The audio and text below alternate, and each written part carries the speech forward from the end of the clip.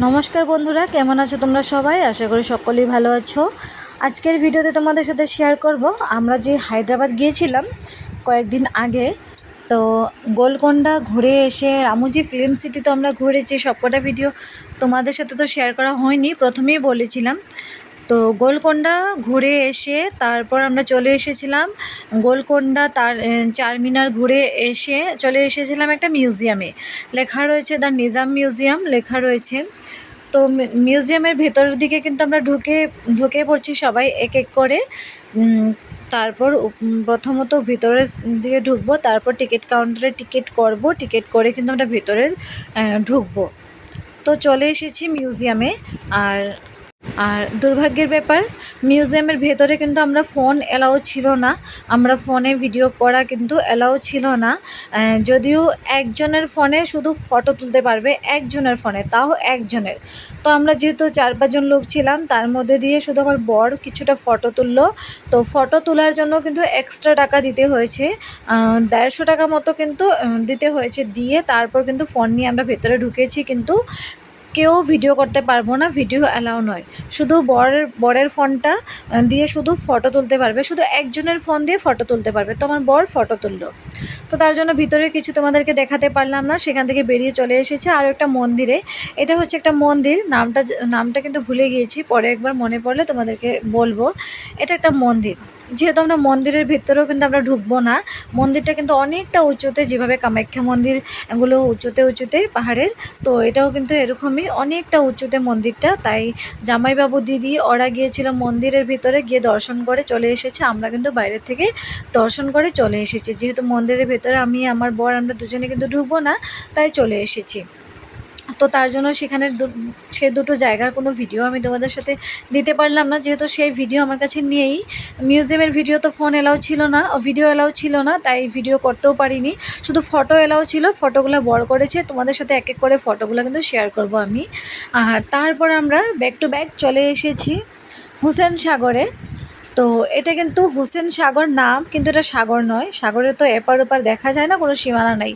তো এটা হচ্ছে, নামটা হলো হুসেন সাগর, কিন্তু এটা সাগর নয়, এটা একটা বড় ঝিল সেরকম টাইপের। তো এখানে দেখতেই পাচ্ছ বোট রয়েছে। তো আমরা বোটে উঠে তারপর হুসেন সাগরে মাঝখানটাতে আমরা যাব। তো তার জন্য কিন্তু আমাদের টিকিট করতে হবে।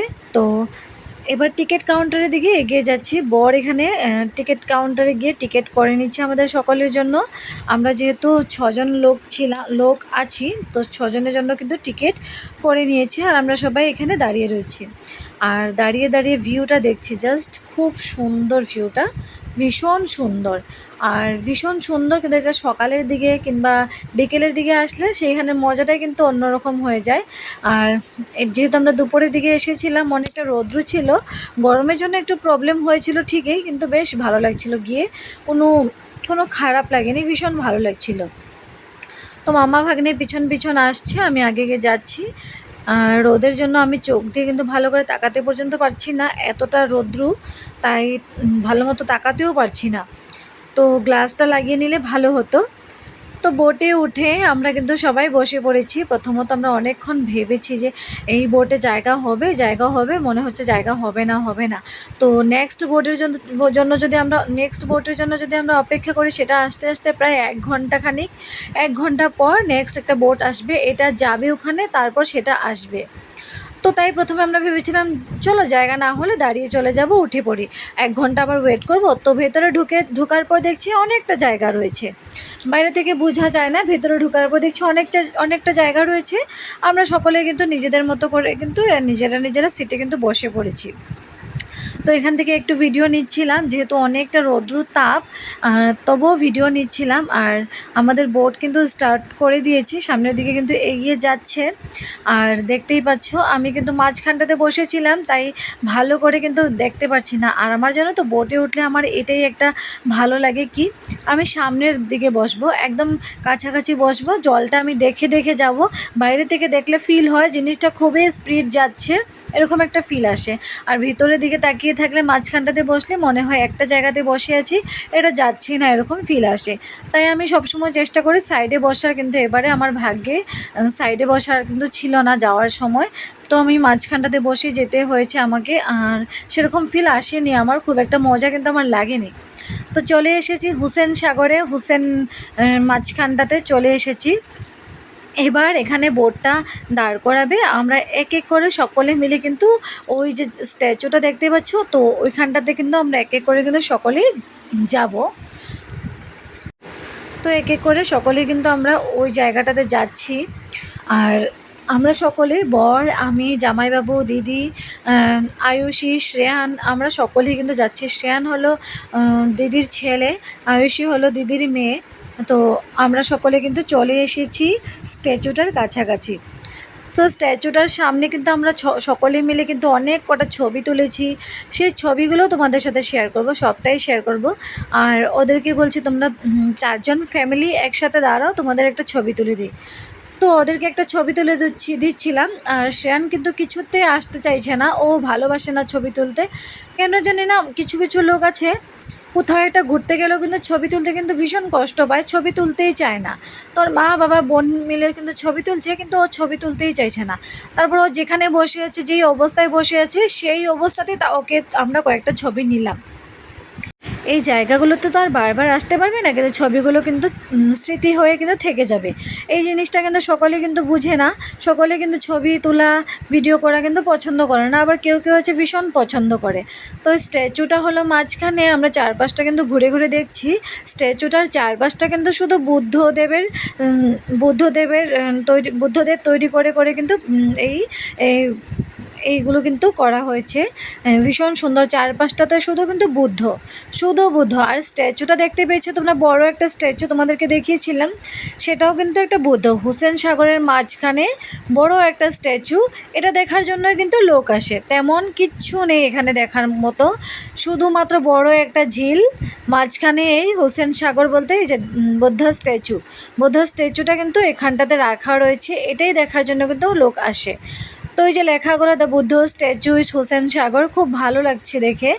তো তেমন কিছু না হলেও বুদ্ধদেবকে দেখার জন্য হলেও এই জলের মধ্যে আসা ভীষণ একটা ব্যাপার, ভালো লাগে চারপাশটা। আর আমরা কিন্তু চারপাশটা সকলে মিলে কিন্তু ঘুরে ঘুরে দেখছিলাম, কিছু ছবি, কিছু ভিডিও কিন্তু তুলে নিচ্ছিলাম। জায়গা দেখে দেখে কিন্তু ভিডিও করছিলাম, জায়গা দেখে দেখে কিন্তু ছবিও তুলছিলাম, হাঁটতে হাঁটতে কিন্তু ছবি তুলে নিচ্ছিলাম দাঁড়িয়ে। আর জামাইবাবু এত তাড়া দিচ্ছিল যে দাঁড়িয়ে বসে একটু ছবি তুলবো, তারও অবস্থা নেই।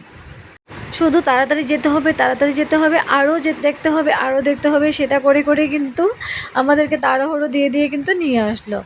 তো তার জন্য আমরা বেশি ভিডিও নিতে পারিনি, বেশি কিন্তু ছবিও তুলে করতে পারিনি। আর দুপুরের দিকে এসেছিলাম তো প্রচণ্ড গরম ছিল, আর আমার একটু ভিডিও করতে, ছবি তুলতে কিন্তু ভীষণ ভালো লাগে। আমি মনে করি এগুলো তো, এই জায়গাটাতে কিন্তু সবসময় আসতে পারবো কি না তা তো জানি না, কিন্তু জায়গাটা কিন্তু স্মৃতি হয়ে কিন্তু থেকে যাবে। এগুলো আজীবন আমাদের কাছে স্মৃতি হয়ে কিন্তু থেকে যাবে। ফোনে তো এত কিছু স্টোরেজ করে রাখতে পারবো না, তাই ইউটিউবে একটা চ্যানেল খুলে নিয়েছি, সেখানে এগুলো আপলোড করে রেখে দেবো। একটা সময় পর এই ভিডিওগুলো কিন্তু আমরা খুলে দেখতে পারবো, তখন কিন্তু বেশ ভালো লাগবে। এই এই মুখটাও কিন্তু আমাদের থাকবে না, আমরা বুড়োও হব, তো এই জিনিসগুলো কিন্তু কিছুই থাকবে না, তখন এই জিনিসগুলো কিন্তু অনুভব করতে পারবো। আজকের এই দিনটা তখন কিন্তু আমরা অনুভব করতে পারবো। তো সম্পূর্ণ বুদ্ধটাকে কিন্তু ভালো করে দেখে চারপাশটা ঘুরে টুরে কিন্তু আবারও আমরা বোটে উঠে পড়েছি। আবারও যেখান থেকে উঠে এসেছিলাম সেইখানটাতে যাব বলে। আর ভাগ্যের ব্যাপার, আসার সময় আমাকে মাঝখানটাতে বসতে হয়েছিল, সাইডে কিন্তু আমি জায়গা পাচ্ছিলাম না। তো এবার যাওয়ার সময় আমি কিন্তু একদম প্রথম দিকে বসেছি, আমি কিন্তু প্রথমেই জায়গা পেয়ে গেছি, আর আমি প্রথমেই এসে উঠে পড়েছি যে আমি প্রথমে এবার বসবো। আর প্রথমে না বসলে কিন্তু আমার ফিল আসে না সেভাবে, যে আমি দেখতে পাচ্ছি কতটুকু স্পিডে যাচ্ছে, ফিল আসে না। আর বসেছিলাম সাইডে, যদিও অনেকটা রৌদ্র, ভীষণ সুন্দর একটা হাওয়া এসেছিল, ভালো লাগছিল দেখে। আমি আমার বর আমরা কিন্তু সাইডেই বসেছি, যেন দেখে দেখে অনুভব করে যেতে পারি।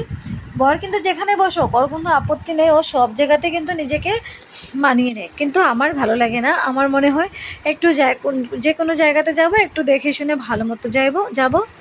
তো বোট থেকে নেমে আমরা চলে এসেছি রাস্তার দিকে এগিয়ে।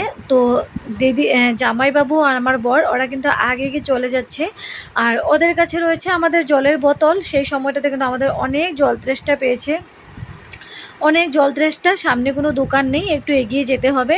আর ওদের কাছে আমাদের জলের বোতল রয়েছিল, ওরা কিন্তু এগিয়ে স্পিড চলে গিয়েছে। আর আমরা যেহেতু হাঁটতে হাঁটতে অনেকটা হেঁটেছি, তাই স্পিড হাঁটার আর ক্ষমতা নেই, তাই আমরা দুজন আস্তে আস্তে যাচ্ছি। অনেক দূর এসে ওদের লগ হওয়ার পর ওদের থেকে নিয়ে জলটাও খেলাম। তো খেয়ে টেয়ে তারপর একটু এগিয়ে চারপাশটা ঘুরে কিন্তু দেখে নিচ্ছিলাম জায়গাটা কেমন, তো সেটাও একটু দেখে নিচ্ছিলাম।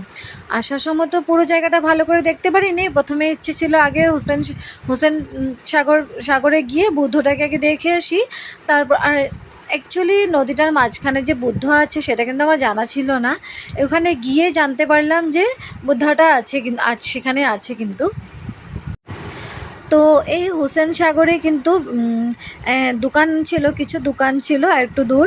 সেখানেও কিন্তু দারুণ দারুণ চুড়ি টুড়ি, তারপর ক্লিপ ভীষণ সুন্দর সুন্দর জিনিস ছিল। সেখান থেকে অনেক রকমের ক্লিপ আমি নিলাম। আর এই দূর থেকে তোমরা দেখতেই পাচ্ছ এই যে ল্যাম্প দেখা যাচ্ছে, কি সুন্দর দিয়া দেখা যাচ্ছে এখানে। এটা হলো যে সলতা, যেটা এই সলতাটা কিন্তু এইভাবে জ্বলে আছে মনে হচ্ছে, কি ভীষণ সুন্দর একটা ল্যাম্প।